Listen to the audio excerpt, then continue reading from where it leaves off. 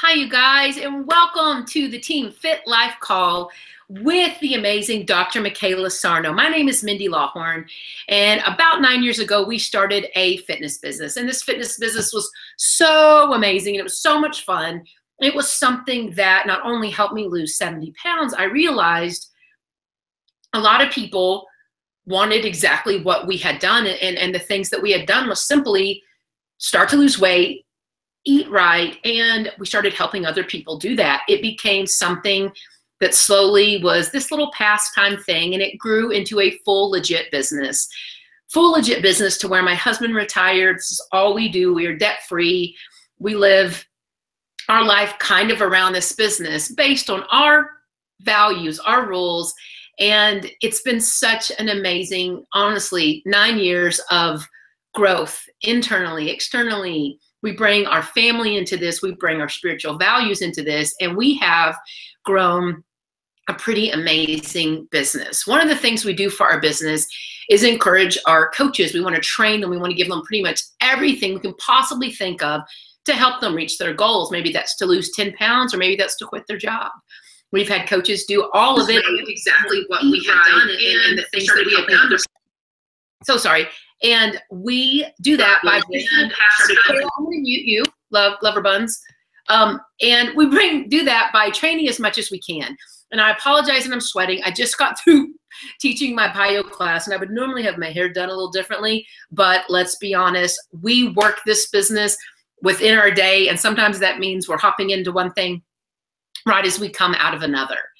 So kind of without further ado, let me intro my very special, wonderful, beautiful guest who has become a very close friend of mine.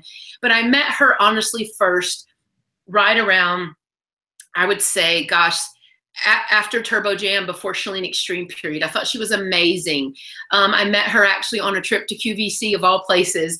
And at this point, I found out she was a wife and a mom of two. And she had one of the most amazing God stories I had ever heard of. But she had also lost a ton of weight, got herself in an amazing condition.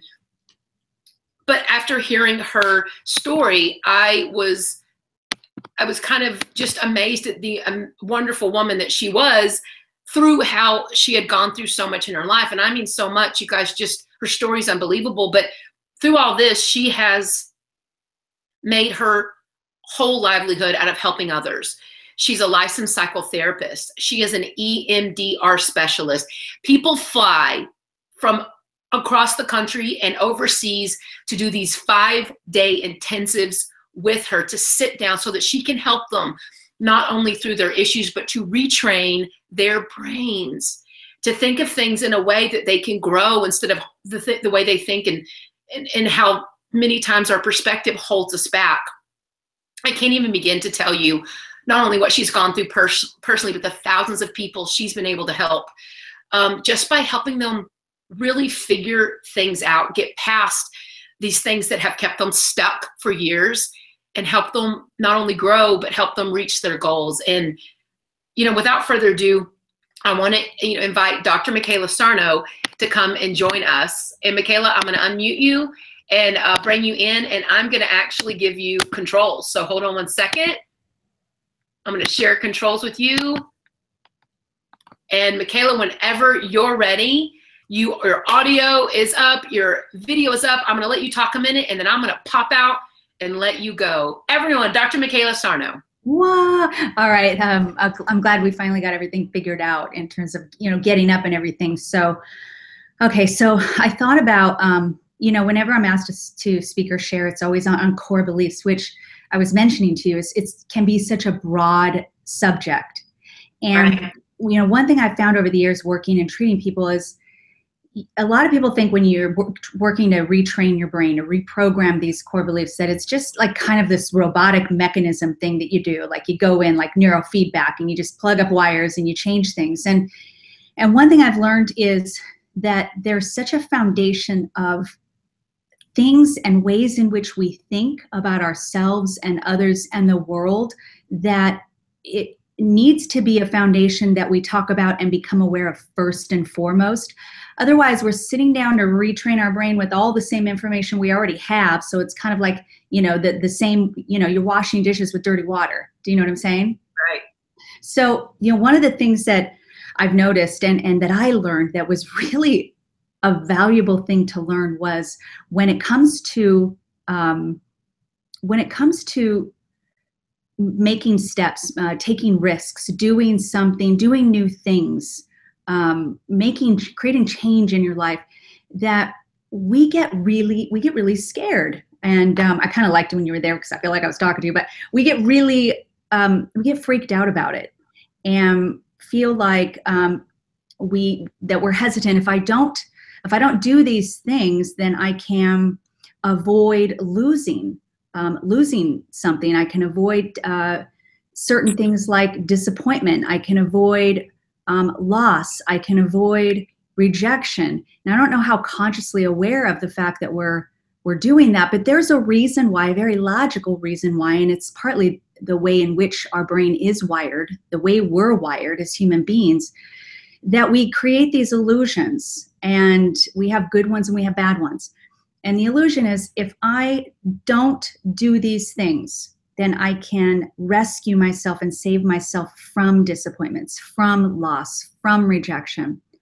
And what we don't realize is that we've come to this conclusion that there aren't supposed to be disappointments, there isn't supposed to be loss, there isn't supposed to be rejection, that we can somehow control these things. And that's part of what we learned growing up in, part of child development, which is learning that we can control certain things by thinking and assuming that, well, because I acted this way, because my friends are treating me differently, it must be because of the way that the weight I lost. Because all of a sudden I'm getting attention, it must be because of these accomplishments. Because of A, B, C, and D, it must be because of these things, as if we had some control over that. So we try to control our circumstances and think that we have the ability, when disappointments and loss and rejection are they're a part of life, and they're going to happen whether we step out and take risks or not. So we can, stay at home and hide in our closet, in our bedroom, but rejection is going to happen either way. Loss is going to happen either way. And that's something that I found to be really important for people to understand. But what's so interesting, Mindy, is that most of my clients are entrepreneurs, people that are, gurus, leaders, coaches, and I could tell them this. I could tell them, listen, most of them come in for confidence. It's like, we can get so far in our business, but they're still like, I can get right here, but I can't get beyond that. And those are most of my clients. And I'll explain to them, what's the one thing you don't want to happen? And they'll tell me, and it'll always be a disappointment, rejection, or a loss of something. And I'll explain to them, they're very logical, they're engineers, these are professionals. I'll explain to them, you don't have the power to avoid those things. They're going to happen. They're going to happen just like good things are going to happen. And even upon being very logical, when they leave that session and they walk out of my office, they're still not going to take those risks, because we hold these illusions and bolster them up to convince ourselves that we do have that power. And the reason we do that, and tell me if I'm going on and you want to cut in, the reason we do that is we have to have these illusions in our life, good and bad ones. And it's no different than a mirage. And when you're in the desert and you haven't had water for 10 days, you have to believe that there's a body of water up front, because that's your hope. And we'd rather hold on to hope and the idea that we could succeed, the idea that we could be lovable, the idea that we could be happy, than take a risk that we could lose it. Does that make sense what I'm saying? It does. And this was a great time to pause, because one thing we got to remember here, guys, so all the coaches that are watching, you have to understand, this is super smart and explain, which I'm pretty sure you're getting, but if you can put this in our coaching terms, and I'm sure you could add it to, any other place of your life, but it's like that failure kind of to launch on those things we're trying to do as a coach. Maybe that's just asking someone to join our group, or asking someone to be a coach, or maybe hitting a big goal. It's almost like if we, and tell me if I'm wrong, Mcayla, but I'm trying to get it to coaching, is that we want it and we want to do it, but we just sort of do it. We don't go all the way in doing it out of our fear of losing whatever it is that we have. We have this illusion that it's going to be good, or if we do this, we have this illusion that if I go too far, I could lose this. But it's only through this pushing the envelope that we actually get something way better than that illusion. I mean, is that right? Or am I going a whole different direction? Nope, you're absolutely right. So we'll dial it back to core beliefs, you know, and really simplify it. That, you know, what I just shared is kind of, you know, it's just a basic one of those first things that I always share. But when we dial it back to core beliefs, whenever we don't do things, like if for any coach, let's say specifically with, you know, those on this call, for any coach, whenever we don't do anything or something has power over us in any way, which it does if we don't want to do it, it's because it's defining us somehow. So if I do this and it doesn't work out, what does it say about me? And it's those core beliefs that cause us not to do something. So what we've learned, there's this distortion as we grow up. We're supposed to learn that we're capable, that we're good enough, that we can succeed, that we're valuable, that we're, that we're powerful. We learn all these things in child development as we're growing up through our caregivers. But when we get mixed messages or we don't learn those things, well, then we go to the next place, which is the next culture, which is school, elementary school, junior high, high school. And now we're trying to figure out a way to be good enough and be capable and be successful and know these things about ourselves if we didn't learn them. And as we're doing that, we have these misconceptions where all of a sudden we'll either get attention or we'll become popular. And we make the assumption it must be because I got these new designer jeans. So the way I look must make me good enough. Or it must be because we moved into this new big house and new neighborhood and I have these things, that must make me valuable and matter. Or it must be, so we start defining ourselves by all these external things. Here's the danger in that. Now as an adult, because we've learned that the way we look, how many pounds we weigh on the scale, what we own, our accomplishments, all those things, now we've already learned and our brain is wired that those things are what make us worthy and good enough and capable and successful. So now we've created this script, this life script in our head. Now, when a coach, let's say, thinks about going and speaking to someone new, taking that risk, putting themselves out there, what they don't want to lose, and that's that rejection piece, is I already know, or I've learned in these distorted ways unconsciously, that I am good enough. But if I take this risk and I fail, I'm going to lose my worth, or I might lose I might lose my value. I might lose the fact that I'm capable. I don't want to risk that, so I'd rather not do it. Kind of like the college student who stays in college, because if I graduate and I don't succeed, the first year, then I'm gonna lose all my worth and what defines me as a person. And that's where we run into trouble, when we start defining ourselves by external things. Does that make sense? Total sense. So, one thing I always try to tell people is, or try to help just to kind of reaffirm, and I don't know if you remember my paper exercise. Did I ever do that with you? Yes, you did. So I say that because you did it over dinner in Luxembourg or something. I got in trouble. I can't help. I can't help. But would that be helpful if I showed your listeners that, to kind of dial it in? Sure. I mean, one thing what I'm talking about is, one thing I tried to do is, I just randomly did this in session one day to really help people understand your worth, your value, what makes you capable, all of those things. When you thought you became those things by your accomplishments, by the way you look, by the things you have, by the friends you have in your life, when you thought that's what made you those things, you were always those things. You never lost your worthiness. You never lost your value. It might have felt like you did, but you didn't. And because it felt like you did, you just assumed that throughout your life. So now we got to run around and we got to figure out how to become worthy and valuable and capable all over again.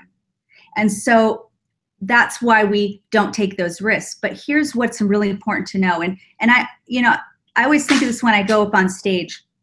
I hope they buy.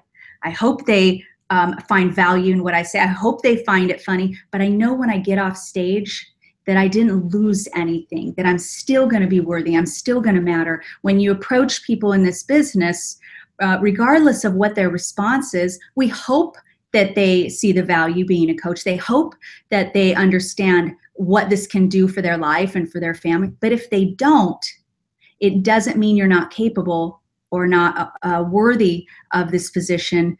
You always were. People, things, events, people's responses, they don't have that kind of power in our lives. Does that make sense what I'm saying? Unless we let it, right? So it's like, how do we not let it? Well, one of the things I do is I always tell people, if you take a piece of paper and you write, let's say, the belief, I can do it. That's a belief. Because a lot of people think beliefs are just like value and worth beliefs, like I am valuable, I am worthy. But we have safety beliefs, responsibility beliefs, control beliefs. And you take a belief like I can do it. Now, I don't know if you can read that. Not that you have to. It just says I can do it. You take a belief like that and you write it on a piece of paper. Now, at some point, let's say for that person, at some point in your life, something happened and maybe you didn't do as well as you did. It didn't go the way you wanted, a disappointment. And because it felt like it, you took this belief and you thought you lost it. You just kind of handed it over, basically, in so many words, to that person, that event, that response by that other person. But you never lost that. It just felt like it. So now you've been trying to figure out if you can do this or not. But because you never lost it, it's always been there. So what I tell people to do is take this piece of paper that says I can do it, because you never lost it, and fold it up into a little square and put it in your purse or put it in your back pocket. And always remember that you have it there. And every time you start to hesitate, you should pull that piece of paper out, and you might as well just hand it over to that person who you originally lost it from, or that event where you first had that disappointment, or that response by that person in the 5th grade. Find their address, send it back, because that's what you're doing every time you buy in to the distortion. Is that you lost this. Otherwise, when you start to question it, you can feel it in your back pocket, take it out and say, nope, I'm not going to mail this to little Sarah Milliger in the 5th grade who, told me wouldn't invite me to the birthday party, and I thought I wasn't these. I'm not going to do that. Instead, I'm going to remember that I never lost it. I'm going to put it back in my pocket. And the good news is, no matter what you do, just like a degree, you will never lose this before you approach someone that you're speaking to about being a coach, during and after. When you walk away, you still have this, and that's the beauty, and that's how we become fearless. But when we think we can lose these things about ourselves, we lose all of our power. We give all of our power away. That's why people feel powerless. That's why people have anxiety. Does that make sense? It does, and it's so good. It's just so applicable, because I think we do almost like set our worth on these little hits every day that we take as hits.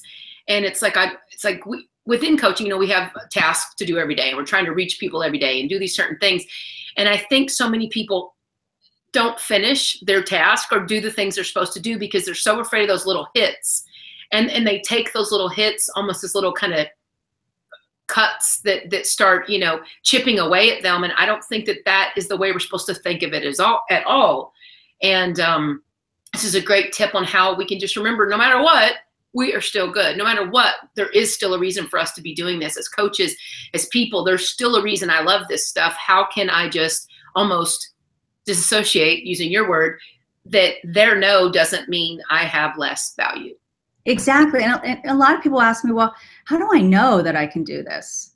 Like, how do I know that this is going to be possible for me? And I can give you proof of your own ability.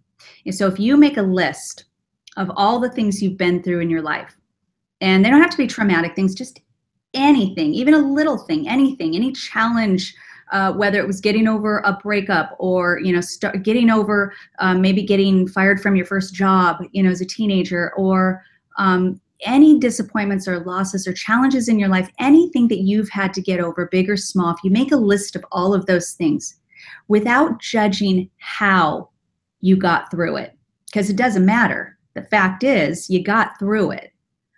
And you take on the right side of that list and you list all the traits, all the things that you would have had to get through that challenge, whether it was courage or strength or capability or wisdom or motivation or drive, any of those things. What would it have taken you would have had to have in order to get through that challenge? And as you go down that list and you see all those things that it took to get through these challenges, it's really important for you to know that once you have those things, you can't lose them. You can't be strong and weak at the same time. It's almost like the babysitter who says, "Oh, I've never babysat. I'm so afraid to babysit." And she gets her first call and she goes to the house, and there's 3 kids. They go crazy. She gets through the night. She mucks it up, but she gets through it. And a week later, she gets a call again. She's like, "Oh gosh, I did such a horrible job. I'm afraid to go do it. I don't know if I can." Well, you might feel nervous. You might question or have self-doubt. But the fact is, you can do it because you already have. The cat's out of the bag, and we already know that you have all the traits that you need to be able to do it again, regardless of how you feel. If you've ever been successful in anything, well, now you have the ability to be successful, et cetera, et cetera. Does all that make sense? It totally makes sense. And it's like, I wish, as far as coaching goes, I wish that instead of us remembering kind of the negative so much easier, I wish we could remember those little tiny successes, there's those little successes, and that would mean more to us than the negativity. I wonder why our brain flips that. I mean, I think we all do, but I think that that's a perfect example. And the brain actually does that for our survival, because if you think about it, the negative things that happen in our lives, those are much more valuable to our survival. We don't need the positive things. They don't help us to survive.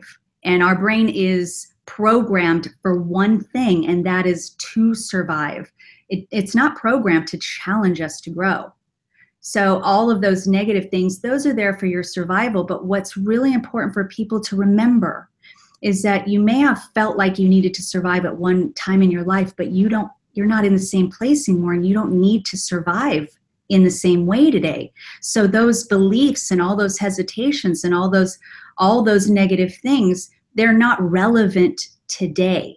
They might have been in the past, but today they're not. Does that make sense? It does make sense. And I would love for you to, what are some things that we can do, which the paper, analogy was awesome, but what are some things we can do, whether these, whether these guys are brand new coaches, or maybe they're seasoned coaches, or maybe they're coaches that have been doing this a long time, but they're finally wanting to get revved up to move forward. I mean, what can you, impart to them that would just really help them with it? Because it's all about our processing and our perspective, I believe. And it's like, what could you say just to help them move through this and rely on the truth rather than maybe any negative belief in the past or what anyone has told us in the past? Good question. I think I've treated a lot of coaches actually over the years. And, one thing I always remind people, because this is truth. Whether we want to believe it or not, it's still a fact, it's a truth. If you knew that there were 10 doors and in this process, and number 10 was an absolute guarantee that when you knocked on that door, it was going to be a success, would you be more willing to knock on the 9 prior to that? Because that is the reality of life. Those 9 doors represent the disappointments in our life that absolutely must happen. I wish that weren't the case, but it's the only way we have the only way we're able to evolve as human beings. If we didn't have disappointments, there would be no purpose, because we would have no lessons to teach people.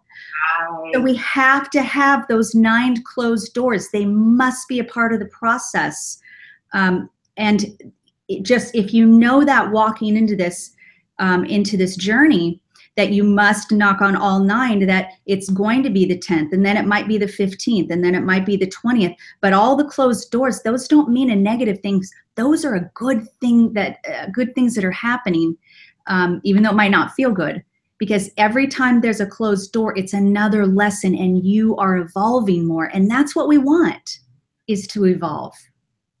Well, that is what we want ultimately. Hey, real quick, everyone, if you're watching us on YouTube, which of course we'll share this in the team page later, but I'd love for you to post some questions or thoughts. Dominique's online and going to help maybe relay a few questions to us if we have time. I don't want to stop Dr. Mcayla from what she's doing, but if we have time, the way we're in this hangout, which it goes on to YouTube, I can't see your questions. However, if you have any, if you'll post them within YouTube in the little comment section, ask away. And if we can get to it, we're going to get to it. And even if we don't get to it today, I'll do my best to get you an answer to those. So for those of you that are on, I'd love for you to post a comment or a question. Then Dominique's going to share those with me too.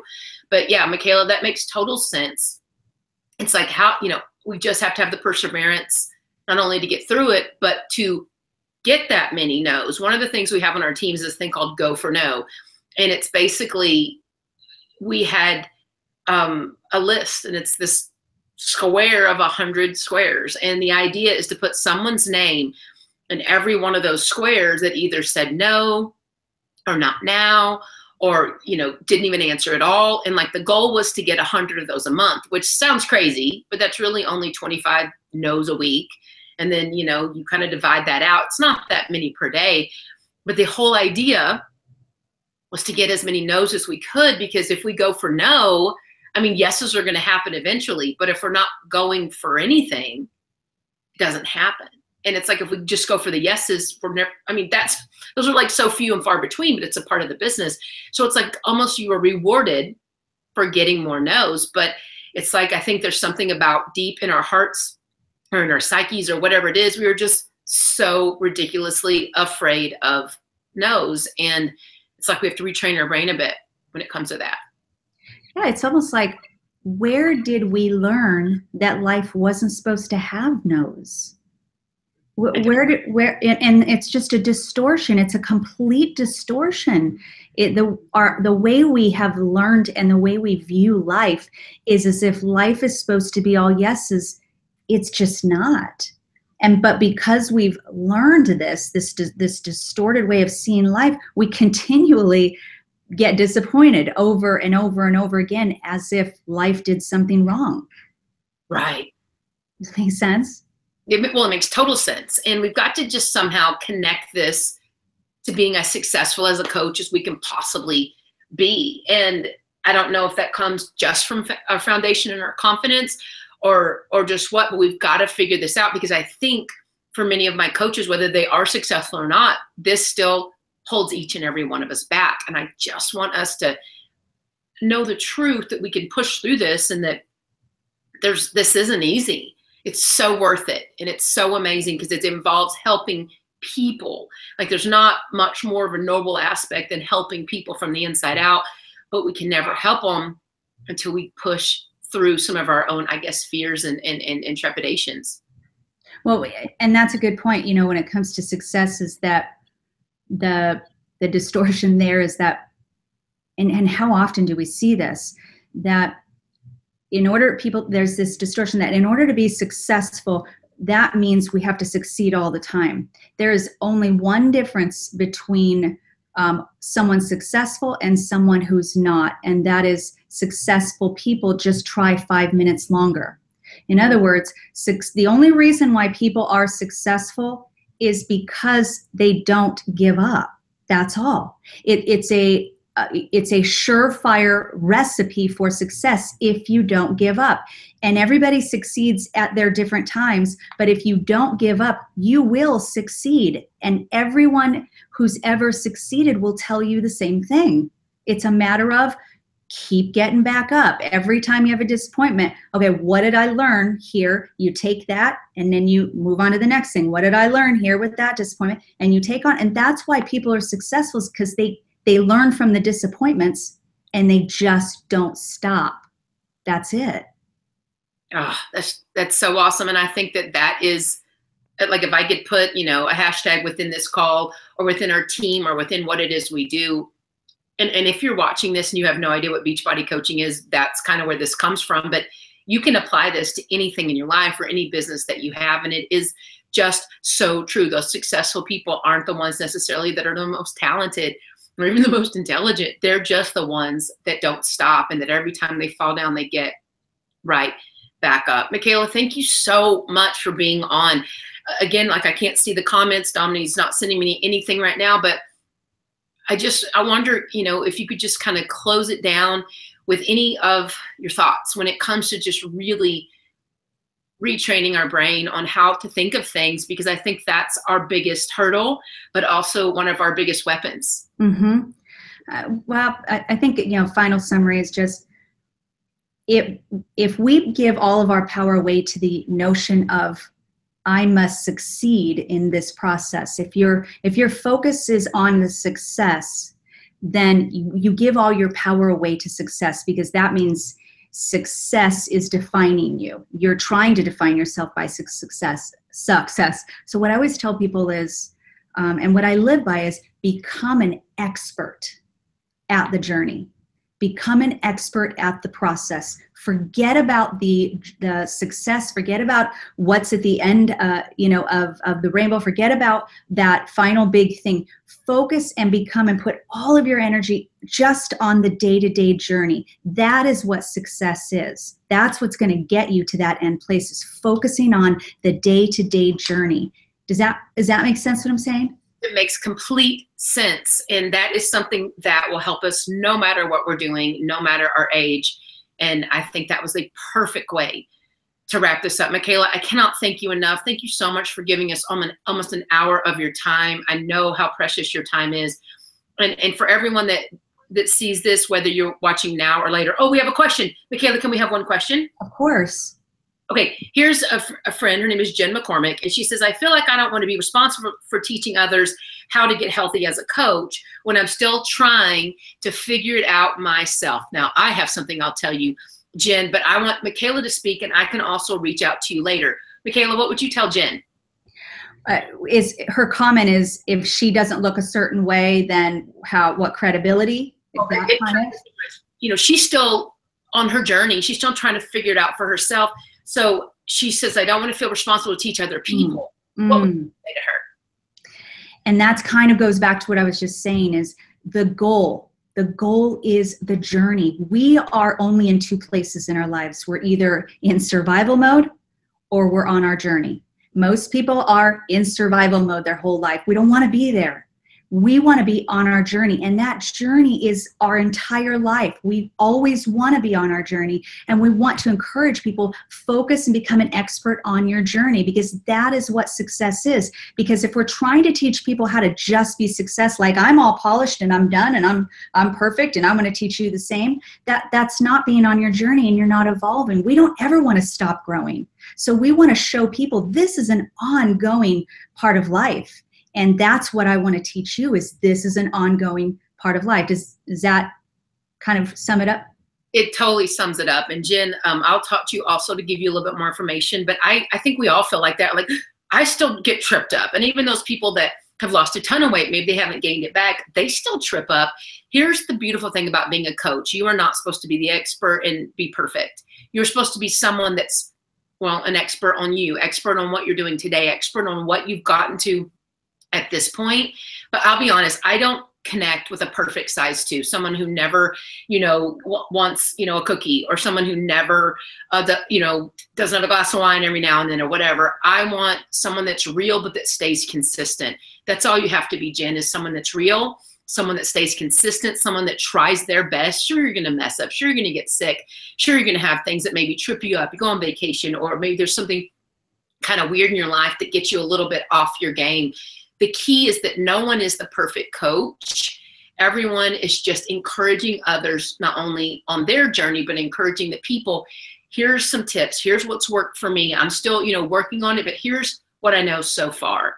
And that's all really we have to share as a coach. And then, of course, we call it being brilliant on the basics. And the basics are the things about coaches or about our business or about the programs that are very easy to learn. And those things don't change, but it is part of the journey. And that's what's attractive.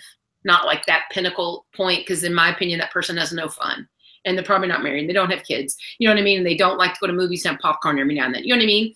So we've got to be on the process and sharing the things I believe that have worked for us and the things that we're doing, currently to help out. I love what you just said. And I think we really do a disservice when we teach people that there is this end perfect place, as opposed to teaching people you're going to have slips. You're going to, have these moments where where you feel like you shouldn't have had this or done that, or you're going to have those things happen. And when you do, here's how we handle it. So it's kind of like with these coaches and with that journey, whatever, that journey is with the health and the fitness, it's understanding what's involved in the journey of health and fitness, meaning the journey for life. What should we expect to happen realistically? And what should we expect to teach people? We ought to be the perfect examples for them of, I have these days too, and I've done this too, and this happens, and here's what I've learned. That's purpose.